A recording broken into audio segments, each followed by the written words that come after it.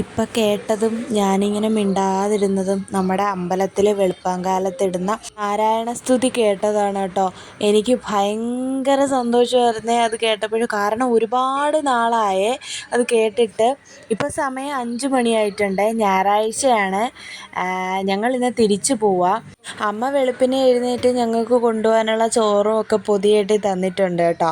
അപ്പം ഞാൻ എഴുന്നേറ്റ് വന്നിങ്ങനെ അടുക്കളപ്പുറത്തിരുന്നപ്പോൾ നല്ല തണുപ്പുണ്ടായിരുന്നു. വെട്ടമൊന്നും വീണിട്ടില്ലായിരുന്നു. പിന്നെ ഞാൻ കുറേ നേരം ഫോണിൽ വീഡിയോസൊക്കെ കണ്ടുകൊണ്ടിരുന്ന് അങ്ങനെ നേരമൊക്കെ വിളിപ്പിച്ച് ഞങ്ങൾ പോകാൻ ഇറങ്ങിയപ്പോഴത്തേനും ഒരു 8 മണിയായേ.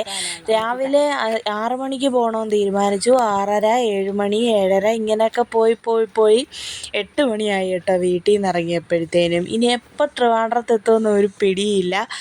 വെയിൽ കൊണ്ട് കരിയുമായിരിക്കും. അപ്പോൾ ഞങ്ങൾ വീട്ടിലെത്തിയിട്ട് കുറേ നേരം കിടന്ന് ഉച്ചയായപ്പോൾ പൊതിച്ചോറെടുത്ത് കഴിക്കുവാണേ.